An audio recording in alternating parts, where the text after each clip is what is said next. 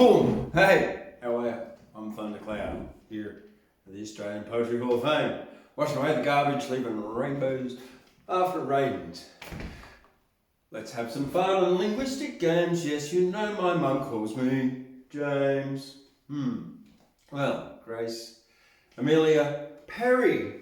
That's who's behind my head. And in these books here beside me as well.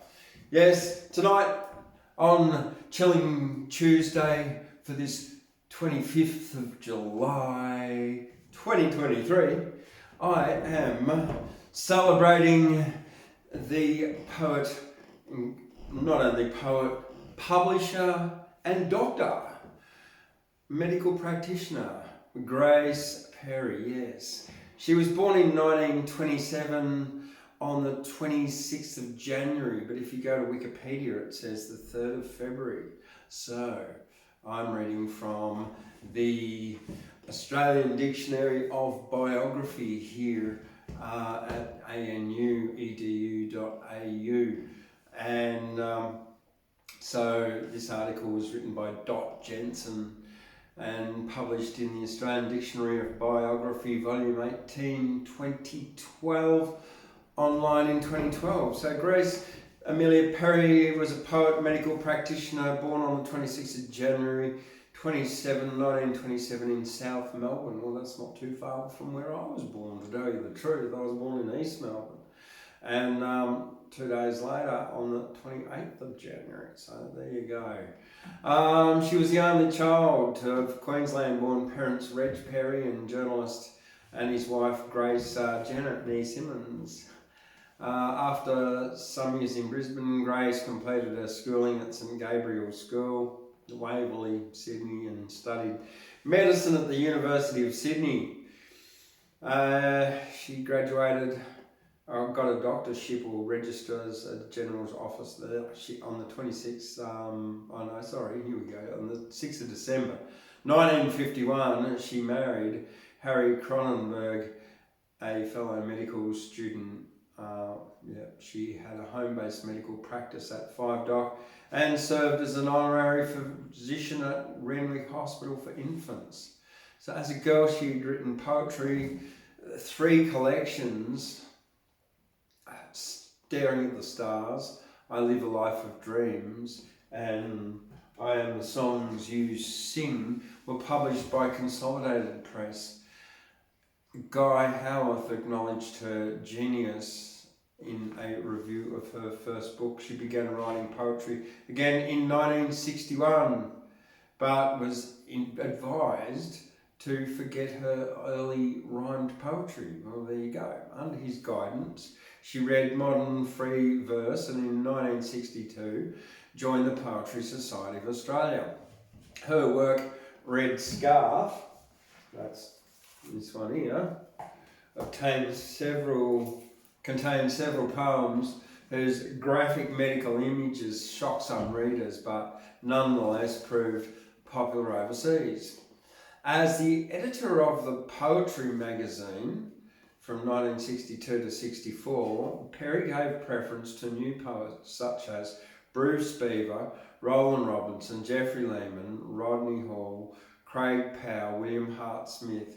Following a rift over the selection of Australian poets for English-French edition of Poetry magazine in 1964, in a secret meeting, Perry was expelled from the Poetry Society by Robinson and J.M. Cooper and others on the grounds that she was publishing poetry that had already been printed or came from non-members. She established a new poet magazine, Poetry Australia, which she edited until her death in 1987.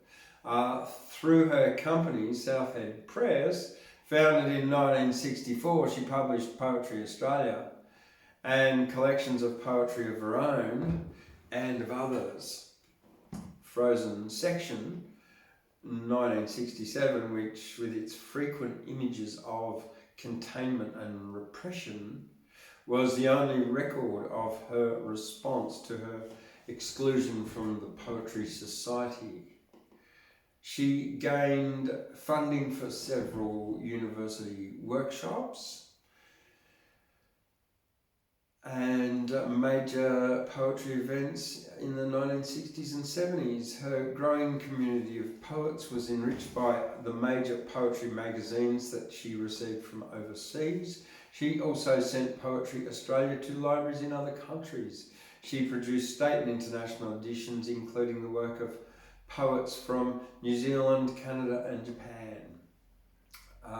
From her house in Bilgola, she corresponded with Les Murray and John Tranter while they were overseas and paid them for their poetry, which she insisted on publishing a collection of Tranter's brash new poems.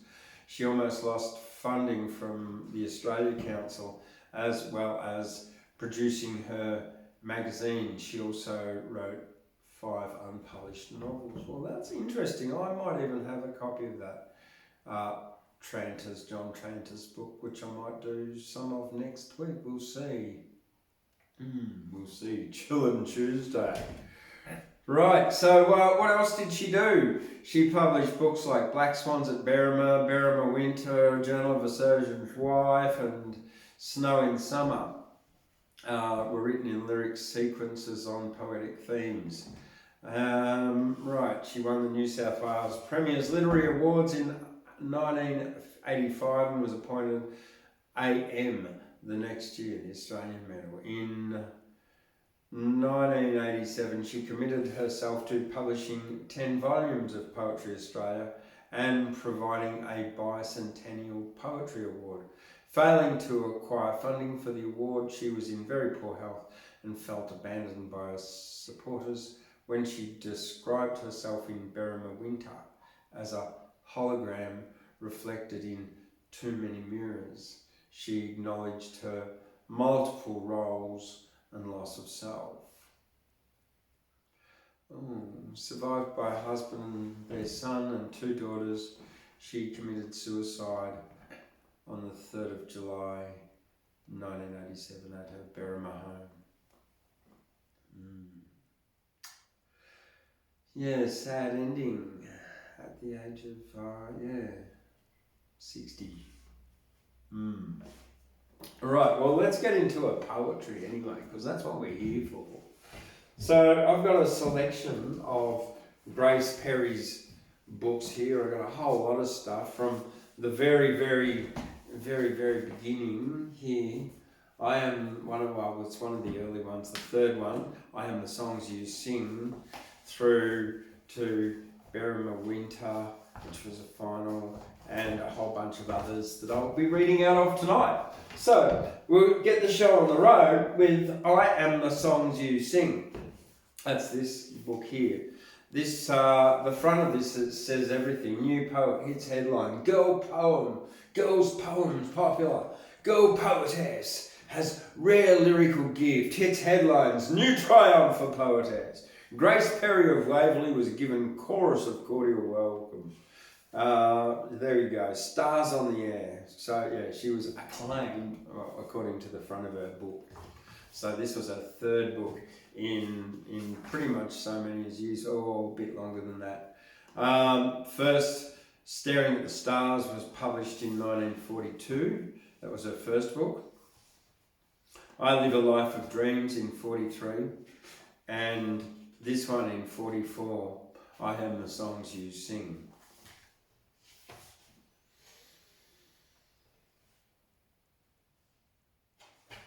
Alright, so in the front, she's got a whole lot of tributes from the press. It's to my good friends from the broadcasting stations. She's thanking like the ABC, 2UE and 2SM for her chance to go on them and etc, etc.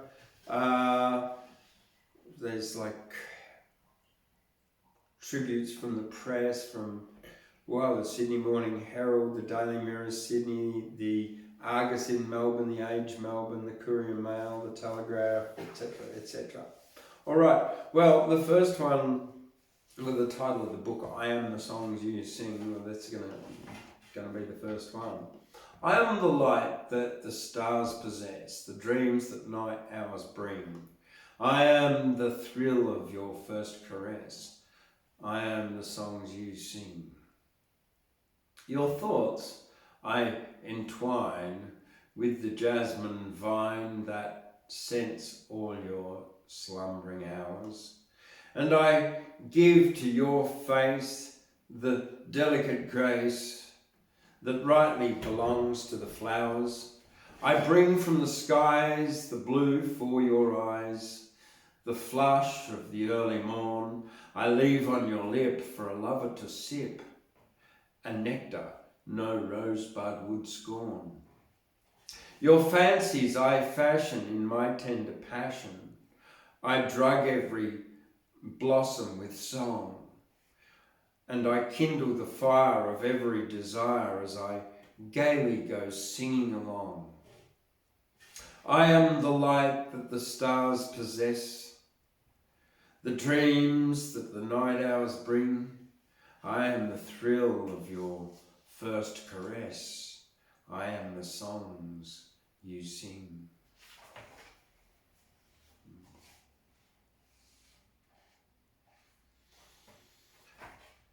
Give us this day the sunlight and flowers, the scented air of summer and the rain. Let music play upon these reeds of hours, a rhapsody, a fairyland refrain. Lend us the light that we may see your shadow fashioning our fabric and our song. Give us this our day a fragile golden flower with our hands to fondle for an hour. Lead us away into the quiet bower where we may find serenity of heart. Lend us the light that we may see our shadows fade into the fabric of a song and hear the rivers and the hills all pray. Grant us, O God, this grace to live this day.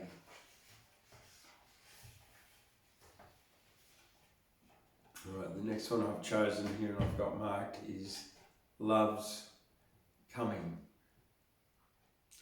The air was hushed with voiceless loveliness that trembled on the crystal brink of song, while waiting flowers drooped their heads in prayer.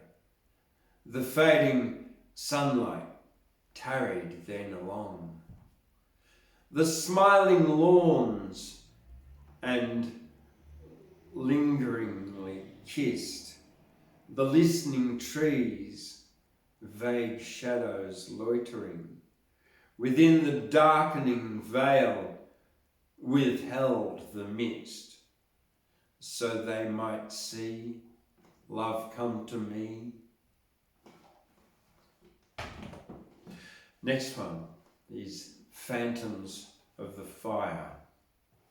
Tonight there are shadows in the fire, ghosts of long forgotten things, shadow shapes that softly glow, then vanish where all the shadows go.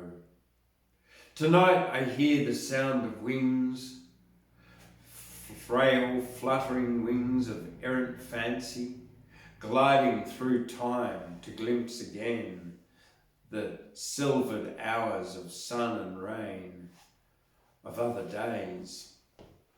Tonight there are faces in the fire, and here within the golden light old memories glow to life anew, then melt away like summer dew.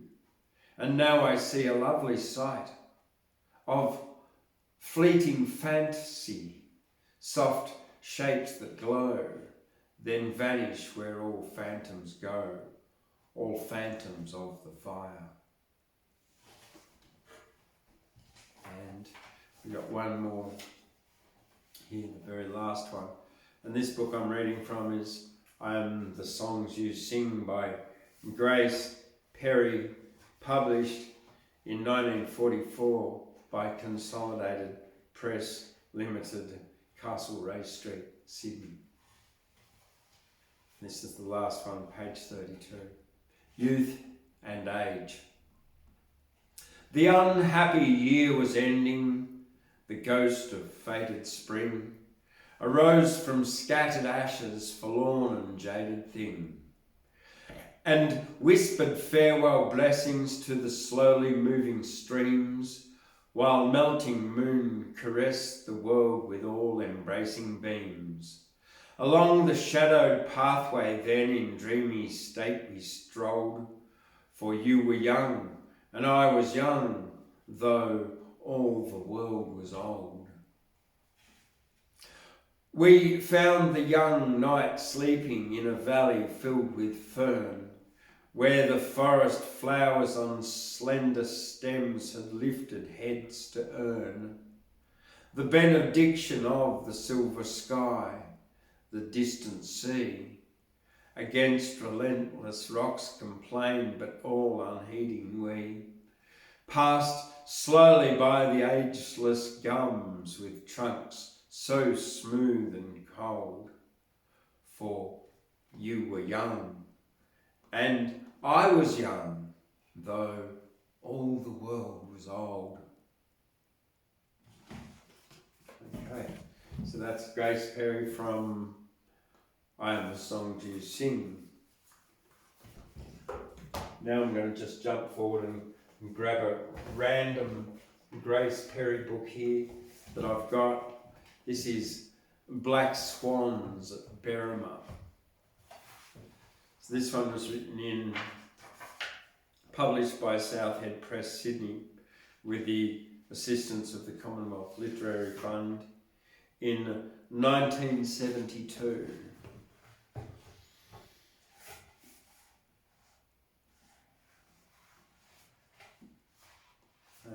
Here we go. Now there's a series of sort of titleless poems in this. They just seem to exist in Black Swans at Berrima. So I'll begin at the beginning. Evening.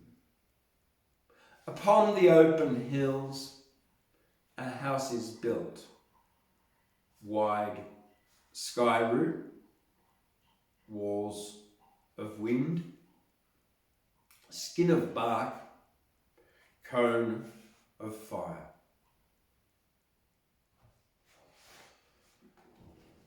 I'll just keep reading a few pages of this, page 8. We have inherited the primal instinct for preservation, the search for shelter. It has always been natural to exclude the world, hence cave, brush screen, pit roofed with branches. Form is everything. The three-ringed circle by 4 posts and ridgepole becomes 4 walls. Wattle gives way to turf, stone hearth, smoke hole.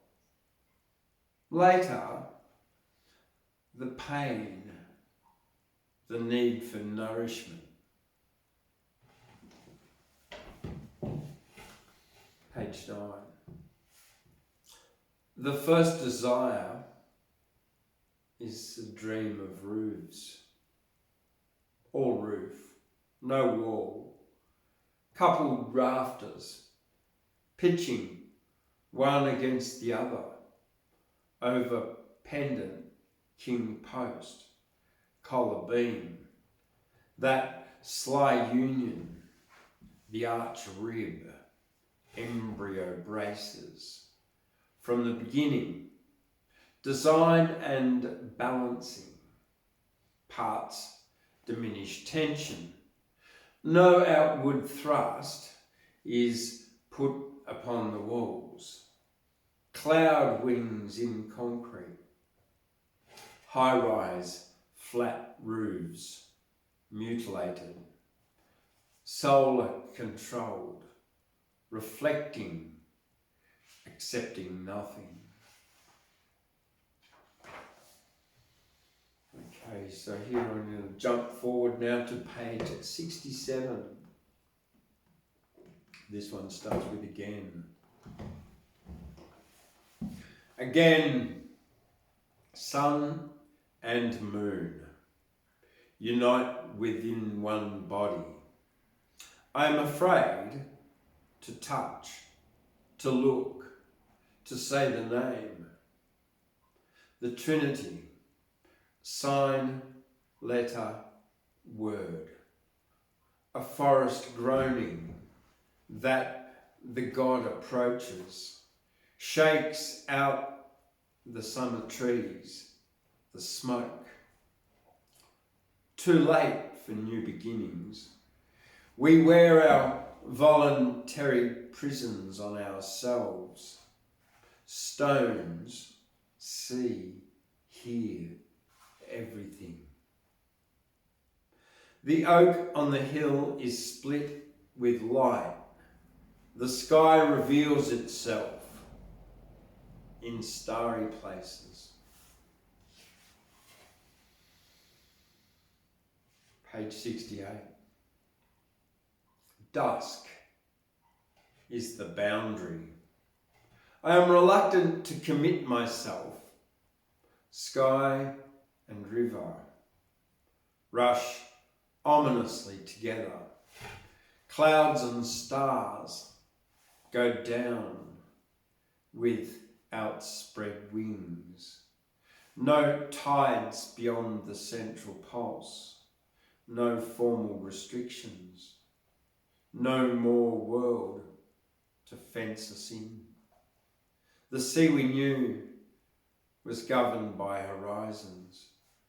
Rivers go underground within the pantheon of trees. We offer defensive incantations and set milk glass lamps against the windows to placate the dark.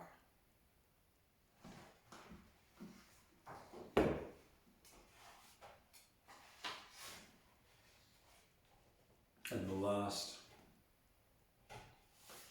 page 111 of Black Swans at Berrima by Grace Perry, Southhead Press, page 111. There are no swans now. The river laps at damaged banks. Perhaps there never were, yet someone saw them and reported. Excellent location for a crossing, by bridge or without, a way over, a safe direction uphill and on. That way, to the old cemetery, the sloping garden, sleeps under winter spells, the birds. The blood berries are gone, the bare oak with 3 trunks deformed, elm and ash unrecognisable. Poplars about to crash upon the house. One time the trees were friendly, leaning close and large.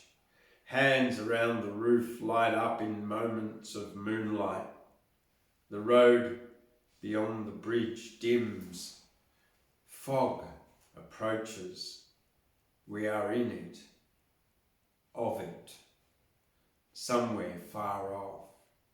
The hard certainty, rock and cave. The dark forms rising together. The harmonious wings.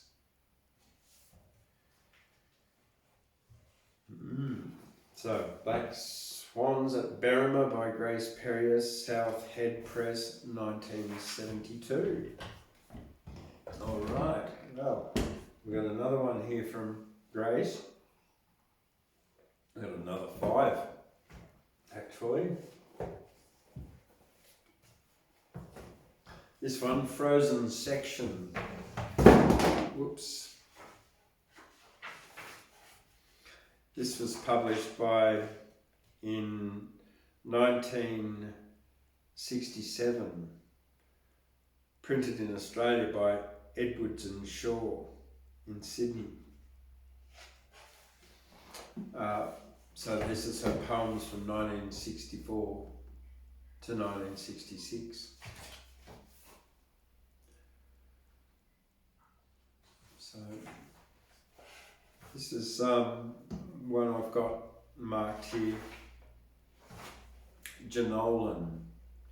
It's two parts. Part one is rock, part two is swan. Excuse me, I'll pick these books up. No, I won't, I'll get them in a moment. Swans. After breakfast, the young guide let out two black swans upon the lacework willows of Blue Lake. All day, slender necks arched with indifference, each carved a similarly intersected wake, and all day their separate reflections moved over mirrored leaves and maintained an austere disinclination for familiarity.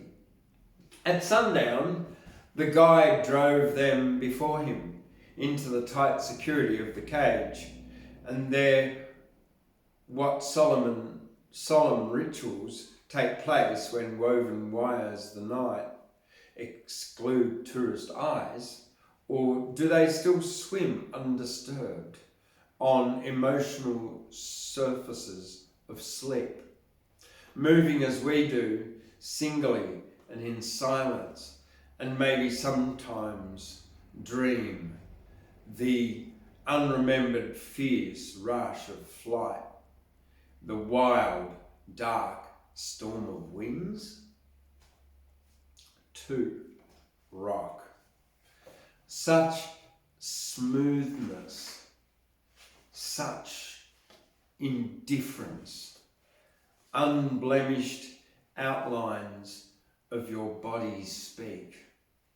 As a woman who, after love rolls over, setting her hips contentedly for sleep. No skin clothes unkindled fire in this matrix. Hands find no hollows where, for centuries, water laboured on the slumbering form, that something of the river, the surface chill, the leaden glimmer above unquiet depths, might be transformed from motion into hardness, crouched on a black soil of the dried up riverbed.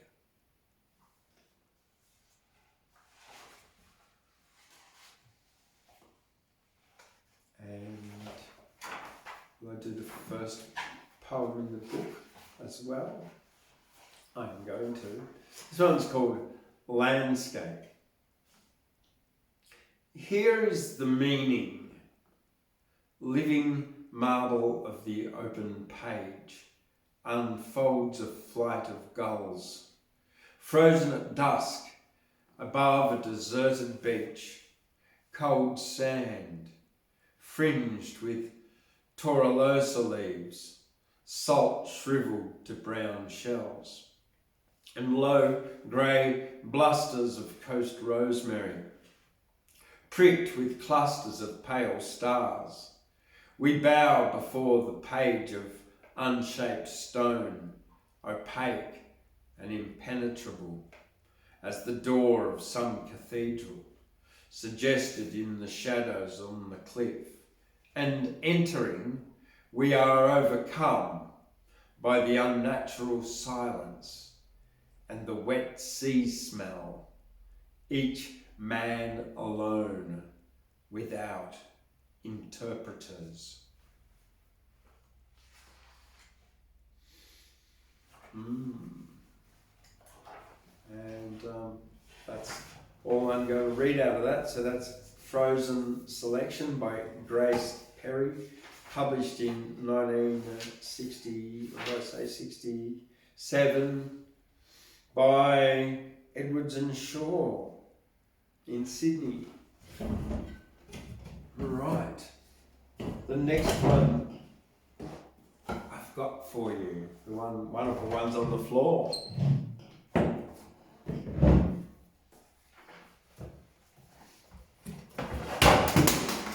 Oh, there goes the seahorse picked up.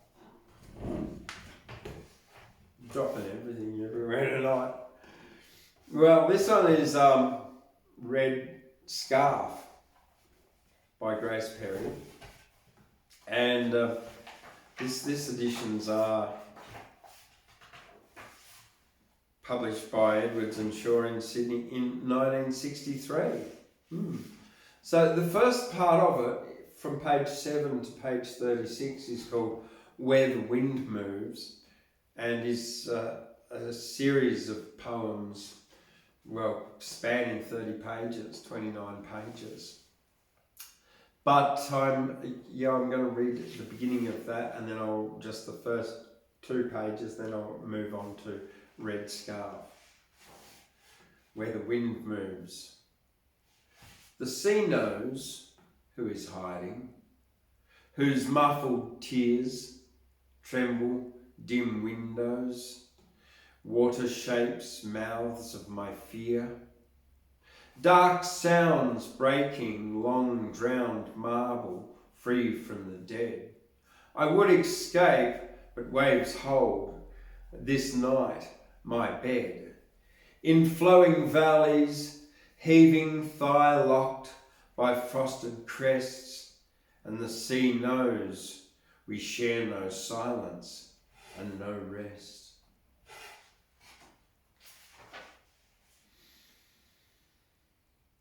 You look at me and I walk naked through a sunlit forest, and from green darkness I hear your voice in sleep, calling my name, and the faintest sound of dry leaves crushing on the ground.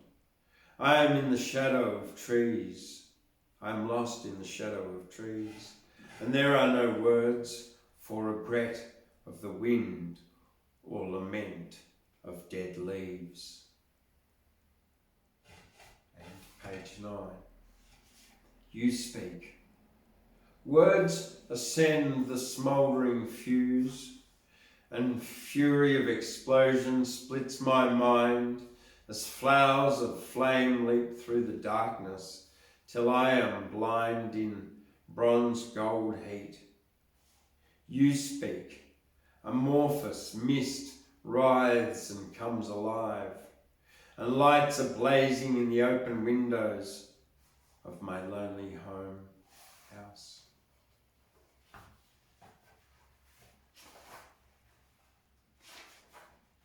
Okay, here we go. Now,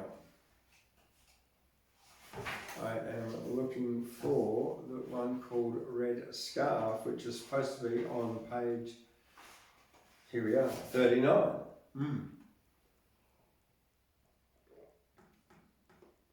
Red Scarf. Next, please. Will you come in? Cracked shoes squeak across the vinyl floor, and shining blue-grey squares reflect the dust. Loose hanging trousers and the long-tongued belt, limp shirt and bold, flamboyant scarf. What can I say? You do not feel so well today? You will be better soon, sometime, but not now. Remove your shirt and let me see. Open your mouth and breathe for me. Your scarf discarded on my chair laughs at the antiseptic air, laughs at the sterile ritual and sad futility of this naked acolyte who must seek eternal life in me. Skin hangs in folds upon your frame, and languor slows the rhythms of living that remains like pale twilight rain dripping unseen through forests shadowed where the sun has been. Upon your forehead sweet gleams faint and cold, your flushed cheeks seem unreal. I stand behind you so I do not see the depthless eyes, the wordless loud appeal, shrieking in the black pools of pain. I am powerless to heal.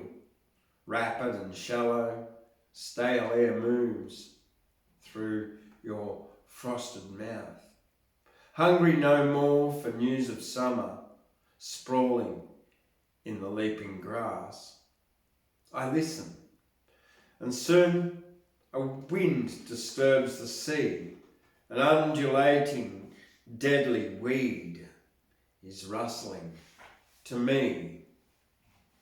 Can you not feel the sprouting death, the blaze of splitting buds, frenzied foam and strangled breath, insistent penetration of the bone?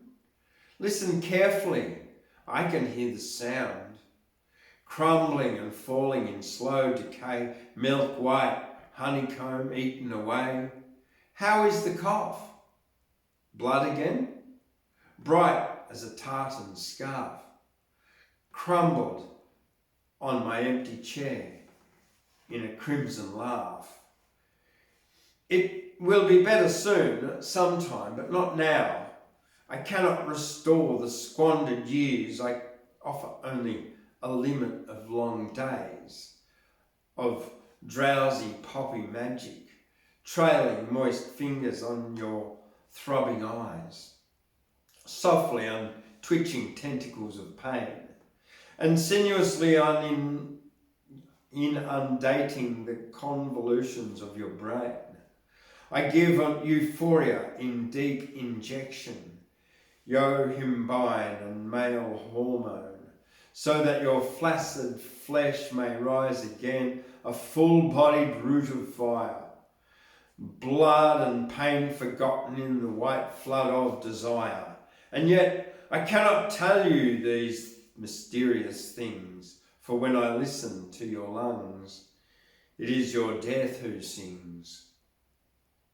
You will be better soon, sometime, but not now.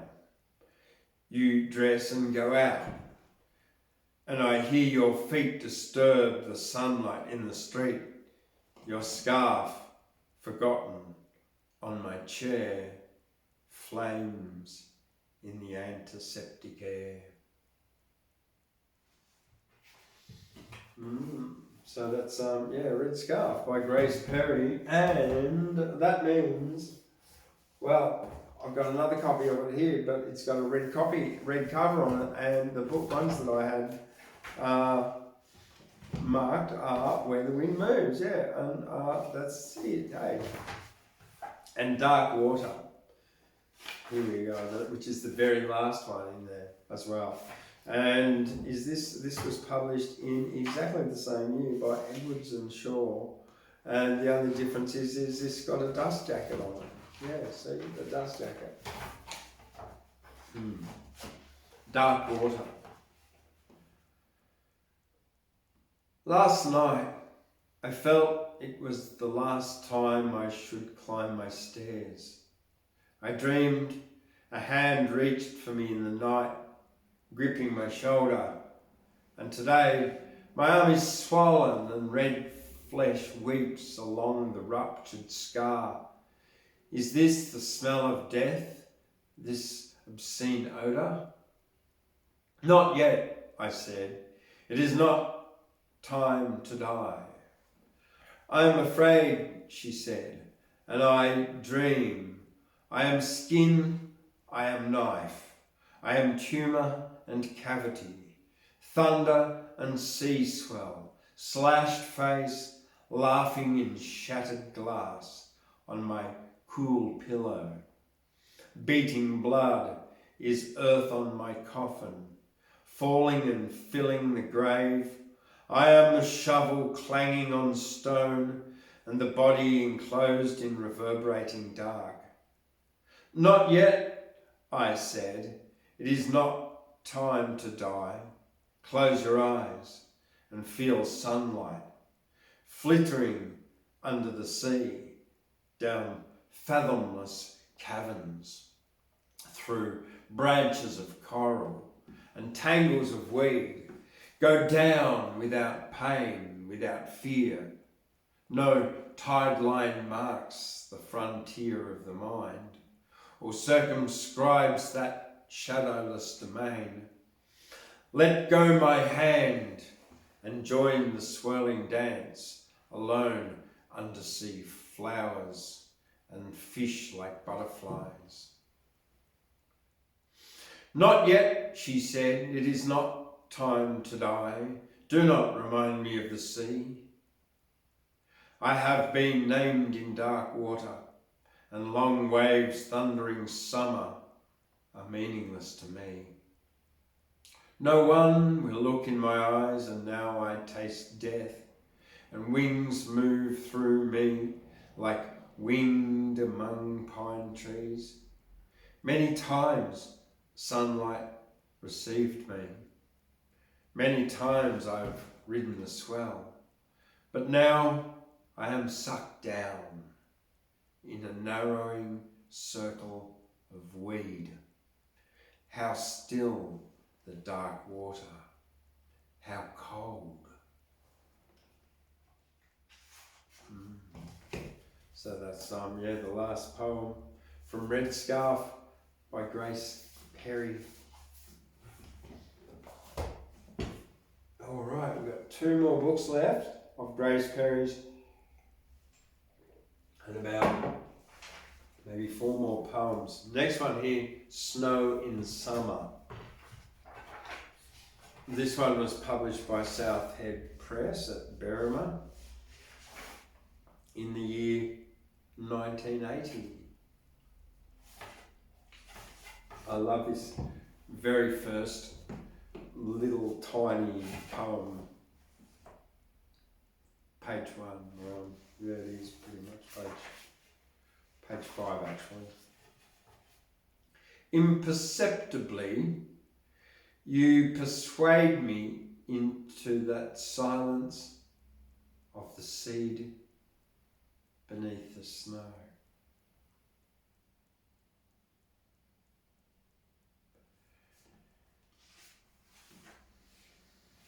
Page 6.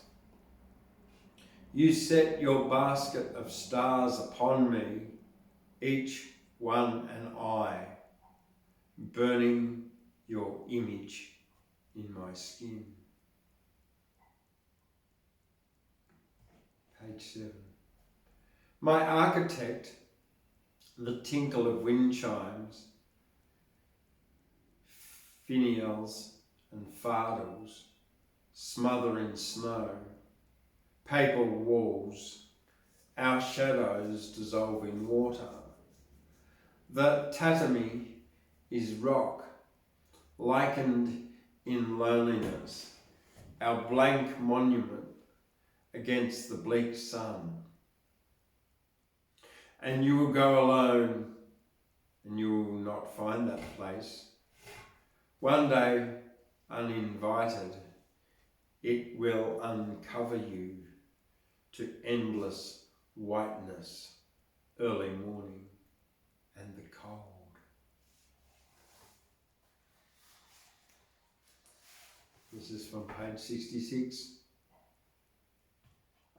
I ask you to tell me, where there is no word, to set on the unwritten page, to lock you to me, tighter than anticipation or memory, stronger than the cry of your hands in my hair, against my chest. The exultant drum goes through me until the inner mouth cannot distinguish the imperative instrument. And page 67. And you are my coat against cold, my torch against the dark. The one wind shapes us from the one soft stone. Tonight we lean together, your pulse throbs me, your tide my foam, your skin my coast, my covering, your strength my bone. So that's Snow in Summer by Grace Perry. And the last one I've got, one more book. I've only got one more book of Grace Perry's and one more poem that I've got marked here. This is Berrima Winter. And this is published in 1974. The first part of it is page 7 to page 26, Time Without Time. And then page 27 onwards is the Berrima Winter. Time Without Time is based on some stuff when she was at a Benedictine monastery. All right, here we are. The 1st of October, postmark, Berrima, Sunday, the 1st of October 1973. Page 29. A strange need demands that I should stay. Newspapers report power strikes, airports closed, elderly, old and dead, peak hour chaos, hungry India, an angry young man brought respectably to bed, voice handcuffed to window bars, set in stones without names or carved insignia, long time silence. I am still here, marking off what's left of my life. That insecure continent. Chessboard sunlight cuts up death row days. The chained voice shakes the bars. Nothing is changed. I can see out. I dreamed postcards all winter.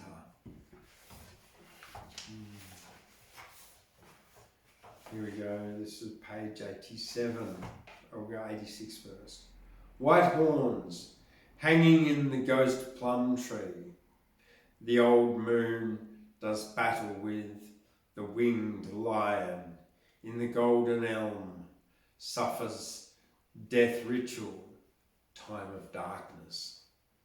Then those horns lift again, grow huge, light up the life force, summon up the sap to climb, elm branches naked, the plum in bride lace, trembles at the lion's side. And the very last one here in Berrima Winter by Grace Perry, published by, again, Southhead Press in 1974. Swans. I see your secret ripples, black bodies, languid wings, beating back the pollen-dusted sun, deliberately seeding the spirit waters, wings lifting, extending, greeting, and farewell. And well, that's farewell from me, Thundercloud, here in the Seahorse Medicine Cafe at the Australian Poetry Hall of Fame, celebrating the poetry of Grace Amelia Perry. All right, what have we got coming up here on the 15th and 16th of August? We've got the Word Travels Australian Poetry Slam. Yes, the 15th we've got the workshop, Word Shop, and on the 16th we've got the Gyra Heat of the New South Wales Gyra Heat of the Australian Poetry Slam. So that means that regional poets can get the opportunity to get to Sydney for the New South Wales Slam Championships. Woo! So look it up on the website and get your entries in soon and be here, be or don't be, and miss out. Yeah, if you're a poet. All right, and we've got the Australian Bush Poetry Film Festival. Entries are open from the 1st of August, so look out for that on filmfreeway.com. The 30th of September through to the 2nd of October is Trout Fest in Gyra. We've got the Poets Breakfast on the 1st of October here. As well as that, we've got the Youth Poetry Competition. There's a written selection and there's a performance selection. So you need to write something and or perform it. Yes, that's true. And that'll be on the 1st of October. And there's prizes involved. Yes, you can win money, yes, for being a good poet. Wow. Now, and then in November, we've got Poets on the Mountain Festival from the 12th of November through to the 19th of November.